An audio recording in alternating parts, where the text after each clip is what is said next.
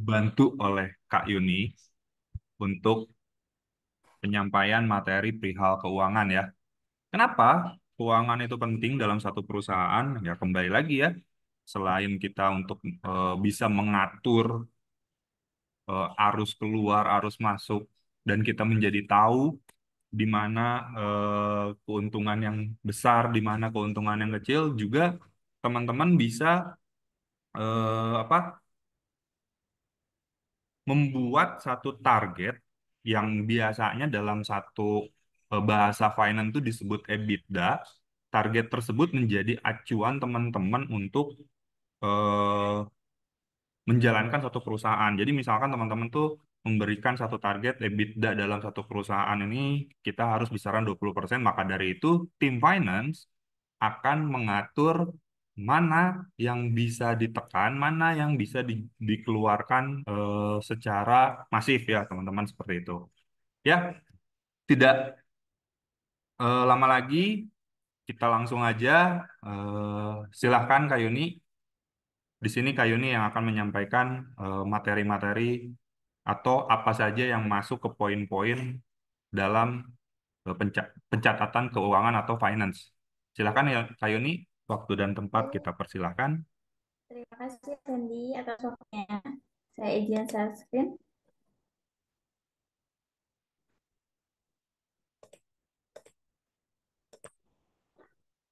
Boleh mungkin untuk izin share screen-nya ya.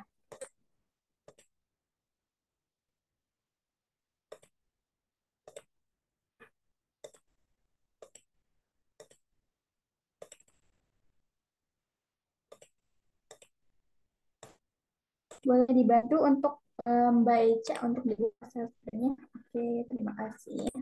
Sudah, Pak.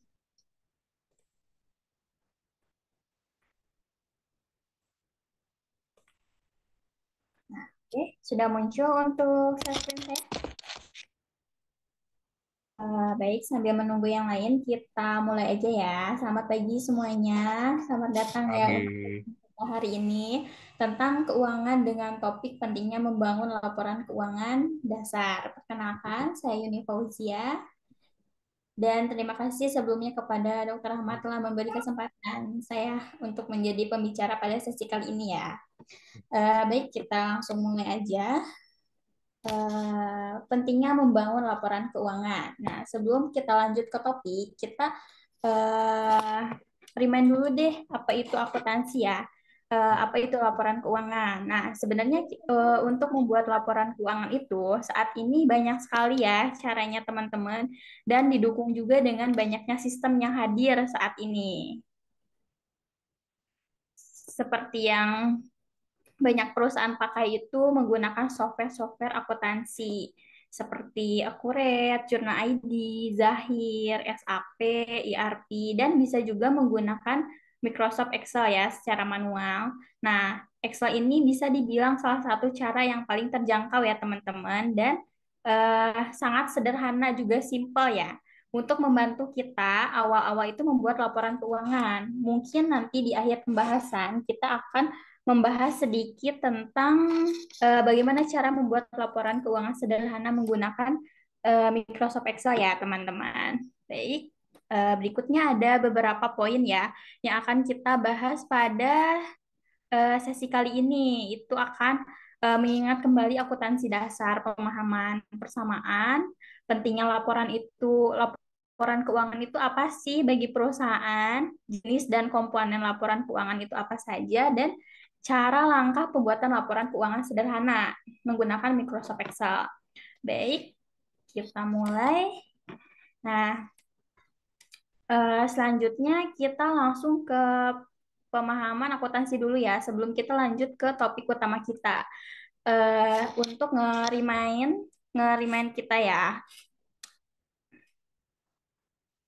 Nah, di sini ada terlihat ya ada sisi debit dan sisi kredit. Nah, di sini debit itu untuk mengukur berapa kekayaan perusahaan. Perusahaan itu mempunyai total aset apa aja sih, dan di sisi kredit itu mengukur dari mana sumber kekayaan perusahaan. Nah, kekayaan perusahaan tersebut tuh dari mana sih asalnya? Nah, kita akan bahas ya di sini. Nah, misalkan kita menganalogikan perusahaan kita itu akan membeli HP iPhone misalnya untuk keperluan pembuatan konten agar kualitas konten perusahaan itu menjadi lebih berkualitas daripada yang sebelumnya, misalnya sebesar 15 juta. Nah, kita akan menggambarkan di sini, berarti di sisi debit itu bertambah ya untuk eh, aset perusahaan itu di sisi debit 15 juta. Nah, dalam akuntansi juga ada namanya concern double entry. Jadi kalau kita melakukan penjurnalan di suatu transaksi itu nggak boleh cuma hanya satu akun aja, kayak misalkan debit aja terus kayak gitu. Enggak ya teman-teman, tapi harus juga seimbang antara debit dan kredit itu harus sama kayak gitu. Nah, makanya dinamakan double entry journal. Maka di sisi kreditnya itu diimbangi dengan sumbernya tuh dari mana sih si iPhone ini tuh. Bisa jadi kalau misalkan kita membelinya secara tunai, maka sisi kreditnya itu berasal dari kas di bank atau cash in bank-nya. Dan kalau misalkan sumber iPhone tersebut tuh dari kredit misalnya, berarti kan di sisi kreditnya kita menjadi utang ya, sumbernya tuh menjadi utang. Dan bisa jadi jika HP iPhone tersebut tuh langsung berasal dari owner kita misalnya, berarti itu bisa dicatat sebagai modal disetor bagi owner kita ya. Jadi seimbang sama. Berikutnya, boleh jika ada yang mau bertanya langsung di kolom chat ya, nanti akan dijawab di akhir sesi kali ini. Berikutnya ada siklus akuntansi. Nah, di sini digambarkan ya secara umum garis besar mengenai siklus akuntansi. Eh, Biasanya perusahaan jasa itu siklus akuntansinya simple, cuman kayak dari mulai transaksi sampai laporan keuangan. Nah, biasanya untuk siklus akuntansi manufaktur atau perusahaan manufaktur, perusahaan dagang itu siklus akuntansinya agak kompleks, teman-teman. Karena di perusahaan dagang dan manufaktur itu biasanya ada perhitungan harga pokok produksi dulu untuk melihat penilaian metode persediaannya seperti apa, menggunakan FIFO, first in first out, atau menggunakan LIFO, last in first out, atau menggunakan average. Juga di perusahaan manufaktur itu biasanya ada perhitungan bahan baku, teman-teman, bahan baku. Jadi atau masih diproses atau barang jadi kayak gitu. Nah, untuk siklus akuntansi ini diawali dengan identifikasi dan analisa transaksi ya teman-teman, transaksi yang terjadi pada hari tersebut atau yang sudah terjadi yang akan dicatat oleh kita gitu, oleh seorang accounting ya. Nah, jika sudah diidentifikasi dan dianalisa, maka akan dilakukan pencatatan transaksi ke dalam jurnal ya. Nah, jika sudah dicatat ke dalam jurnal, maka akan diposting melalui buku besar. Nah, kita akan mengingat kembali ya dengan apa ya, masa-masa sebelumnya itu biasanya waktu kita kuliah atau sekolah itu untuk melakukan pencatatan ke posting ke buku besar itu dengan satu-satu akun teman-teman. Jadi dipilih tuh dari awal sampai akhir tuh ya. Nah, kalau misalkan sekarang karena udah ada sistem ya untuk yang mendukung, berarti kita nggak perlu tuh memilah satu-satu lagi teman-teman, memasukkan akun-akun satu-satu tuh masuk kemana ya untuk dipostingnya. Nah, untuk sekarang udah ada sistem ya yang sangat mendukung untuk membuat laporan keuangan. Bisa dengan kita hanya melakukan jurnal umum, bisa langsung kita langsung mengerjakan jurnal penyesuaian dan bisa langsung menjadi laporan keuangan tanpa kita harus eh, melakukan posting ke buku besar atau melakukan penyusunan neraca saldo atau neraca lajur ya teman-teman ya. Kita lanjutkan ke topik selanjutnya yaitu COA, chart of account. Apa sih COA gitu kan? Nah, COA itu eh, dalam perusahaan itu sangat penting ya teman-teman. Kalau misalkan kita mau merapihkan, membangun akuntansi dari awal itu harus mempunyai kode akun atau daftar akun perusahaan. Nah, cuan itu merupakan fondasi dasar kalau kita mau membuat atau menyusun master data laporan keuangan. Kenapa sih? Karena kita ke depannya tuh pasti menggunakan kode-kode akun dan daftar-daftar akun ini dari awal sampai akhir, dari mulai jurnal, buku besar, dan sampai dengan laporan keuangan. Dan nama dan kode itu harus konsisten, tidak bisa berubah-ubah. Misalnya kita mempunyai akun petty cash itu sama ya artinya dengan kas kecil, hanya eh, beda yang satu Indonesia, yang satu bahasa Inggris. Nah, itu biasanya di akuntansi atau di sistem itu nggak akan kebaca. Misalnya kita ngejurnal menggunakan petty cash, tapi pas kita di laporan keuangan menggunakan kas kecil, biasanya itu kodenya nggak bisa muncul dan eh, nama akunnya pun tidak akan muncul. Dan juga untuk kode akun dan daftar akun perusahaan ini tuh tidak semua perusahaan mempunyai kode akun atau daftar akun yang sama ya. Misalnya, sebuah perusahaan klinik kecantikan dengan eh, perusahaan tempat makan misalnya itu kemungkinan samanya tuh kecil gitu. Nggak mungkin kayak misalkan klinik kecantikan daftar akunnya tuh sama dengan restoran, eh, apa bengkel atau apa. Jadi untuk kode akun dan daftar nama akun itu disesuaikan dengan kebutuhan perusahaan tersebut. Baik, selanjutnya langsung ke topik utama kita yaitu laporan keuangan. Laporan keuangan apa sih? Laporan itu catatan tertulis yang dibuat untuk menyampaikan informasi mengenai suatu kegiatan usaha atau bisnis dan untuk mengevaluasi finansial suatu perusahaan dalam periode tertentu. Dan laporan keuangan ini digunakan oleh berbagai pihak seperti manajemen, investor yang terkait dalam pengambilan keputusan seperti kreditur dan pihak-pihak eksternal.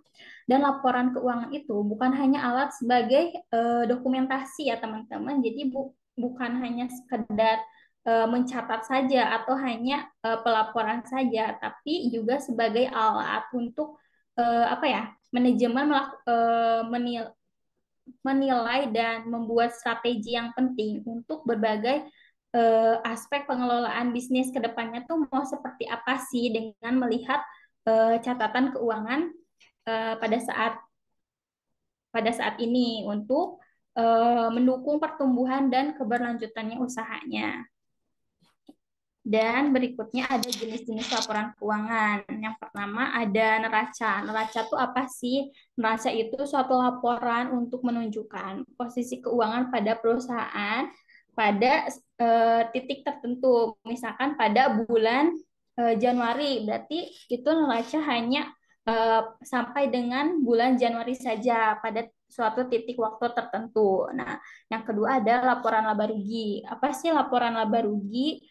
Laporan laba rugi itu menunjukkan kinerja keuangan perusahaan selama periode tertentu itu. Maksudnya gimana sih perusahaan tersebut menghasilkan profitabilitas atau tidak kayak gitu. Jika menghasilkan uh, usaha tersebut mungkin bisa disebut berhasil ya teman-teman. Tapi jika mengalami kerugian itu uh, nah, ini salah satu fungsinya laba rugi untuk melihat laba atau rugi. Jika rugi itu harus dianalisa ya, mungkin kenapa bisa terjadinya rugi. Selanjutnya ada laporan arus kas. Nah, laporan arus kas ini menunjukkan aliran kas masuk dan kas keluar dari mulai aktivitas operasional, aktivitas investasi seperti investasi saham atau investasi pada emas dan lainnya juga eh, ter- juga termasuk aktivitas pendanaan seperti pinjaman dari bank, pinjaman pihak ketiga kayak gitu. Dan selanjutnya ada laporan perubahan modal. Di sini menunjukkan perubahan dalam ekuitas pemilik selama periode tertentu. Misalnya ada penambahan atau pengambilan price. Nah, itu biasanya apa ya? Penambahan dan pengurangan modal pemilik perusahaan. Dan sebenarnya laporan keuangan itu ada 5. Yang satunya lagi itu ada CALK.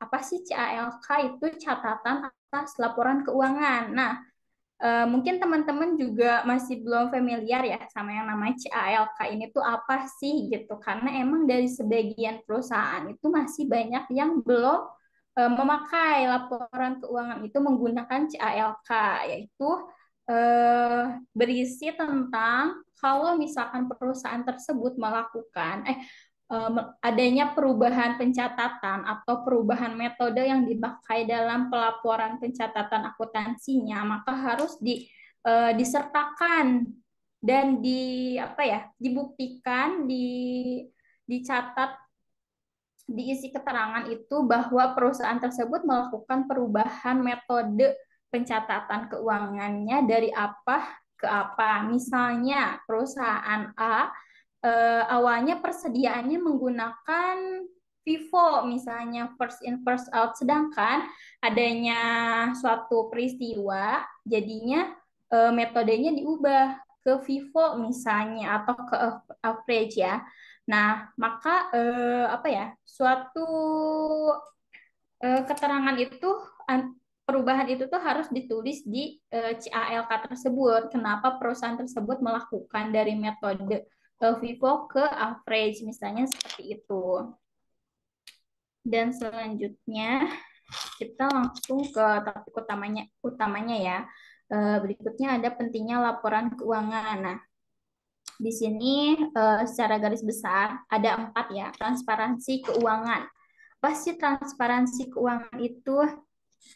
Transparansi keuangan itu eh, kegiatan akuntansi membantu untuk pengambilan keputusan yang lebih baik ke depannya. Juga menyediakan informasi yang jelas dan akurat. Kedua, ada manajemen keuangan. Nah, seperti yang tadi pasien disampaikan ya, fungsi utamanya laporan keuangan itu manajemen keuangan pada suatu perusahaan, dari mulai perencanaan hingga pengendalian keuangan perusahaan ya teman-teman. Seperti membuat proyeksi keuangan, anggaran, strategi jangka panjang, berdasarkan tren dan pola yang dilakukan saat ini. Juga untuk memantau kinerja keuangan secara berkala dan memastikan bahwa perusahaan itu tetap berada di jalur yang sesuai dengan tujuan keuangan perusahaan yang telah ditentukan bersama. Kayak gitu teman-teman. Berikutnya ada kepatuhan dan pelaporan. Nah, di sini udah tidak asing lagi ya untuk kepatuhan dan pelaporan. Biasanya menyangkut dengan apa ya? Menyangkut dengan pajak perusahaan, juga untuk memenuhi persyaratan hukum dan regulasi yang berlaku, memastikan bahwa perusahaan tersebut melakukan dan pelaporan pajak secara jelas dan akurat. Berikutnya ada analisis kinerja ya. Di sini mungkin apa ya, akan berkaitan dengan evaluasi-evaluasi penilaian kinerja bisnis antara strategi yang dilakukan berhasil atau tidak berdasarkan data yang telah dibuat. Contohnya misalnya analisis kinerja operasional, berarti contohnya itu mengukur efisiensi dan efektivitas pada operasional yang lagi berjalan. Selanjutnya ada analisis kinerja keuangan, misalnya dilihat dari profitabilitas, mengukur kemampuan perusahaan itu menghasilkan laba atau tidak di setiap bulannya atau di setiap periodenya. Nah, itu bisa dilakukan analisis. Kenapa nih misalnya labanya stuck terus nggak bisa naik-naik misalnya kayak gitu. Atau kenapa nih kerugiannya besar pada bulan-bulan sekarang. Nah, itu bisa dilakukan analisis, dicari tahu kenapa bisa terjadi hal-hal seperti itu.